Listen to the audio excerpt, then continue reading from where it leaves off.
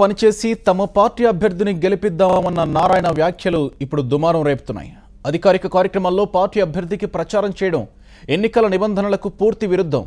అలాంటిది స్వయంగా మంత్రి నారాయణ టీడీపీ అభ్యర్థికి ఓట్లేయాలని కోరడం కలకలం సృష్టిస్తోంది. ఆయన అధికార దుర్వినియోగంపై ప్రతిపక్షం మండిపడింది. ఇప్పటికే sitting MLC Srinivas Reddy, polling agent Kandala Murali EC బన్వర్లాల్కు ఫిర్యాదు చేశారు. అధికారులను మంత్రి ప్రలోభాలకు గురిచేస్తున్నారని ఆరోపించారు. ఎన్నికల నియమావళిని ఉల్లంఘించిన మంత్రిపై చర్యలు తీసుకోవాలని డిమాండ్ చేశారు.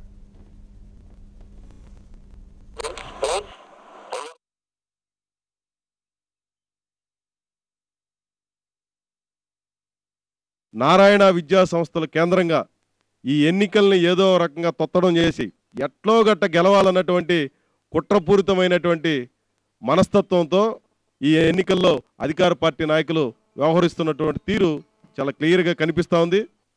మున్సిపల్ శాఖ మంత్రిగా ఉన్నటువంటి ఆయన సంబంధించిన డిపార్ట్మెంట్లో పనిచేస్తున్నటువంటి టీచర్లతో అమరావతిలో ఆయన ఛాంబర్లో కూర్చొని అఫీషియల్ టెలికాన్ఫరెన్స్ నిర్వహిస్తాడు. ఈ ఎన్నికల్లో మనమంతా కలిసికట్టుగా పనిచేద్దాం, విజయానికి దగ్గరగా ఉన్నాం, విజయం మనకు తథ్యం. మున్సిపల్ టీచర్లే కాదు, జిల్లా పరిషత్ వాళ్ళతో మాట్లాడతాను, పంచాయతీ వాళ్ళతో మాట్లాడతాను, ఇతర ఉద్యోగులందరితో మాట్లాడతాను, వీళ్ళందరినీ నేను కోఆర్డినేట్ చేస్తాను. తిరుపతి, గూడూరు, నెల్లూరు, ప్రకాశం, కావలి ఈ ప్రాంతాలన్నింటిలో కూడా నేను స్వయంగా బాధ్యత తీసుకొని వాటన్నిటిని కోఆర్డినేట్ చేస్తాను. మీరందరూ కూడా సహకరించాలి. ఈ ఎన్నికల్లో గట్టిగా మనం కృషి చేద్దాం.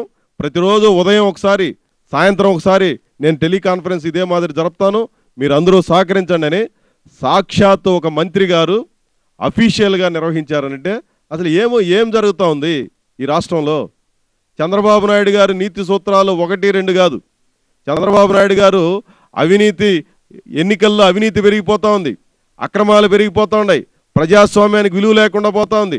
అసలు నాకు చాలా బాధ కలుగుతూ ఉంది, చాలా తీవ్రంగా నేను మదన పడిపోతున్నాను, ఏమి ఈ రాజకీయాల్లో వస్తున్నటువంటి ధోరణులు అని చెప్పి ఉపన్యాసాలు చెప్తా ఉంటాడు, నీతి సూత్రాలు అందరికీ చెప్తా ఉంటాడు. కానీ స్వయంగా వాళ్ళ మంత్రి ఎన్నికల కోడ్ ఉల్లంఘించి ఇష్టానుసారం చేస్తూ ఉంటారు.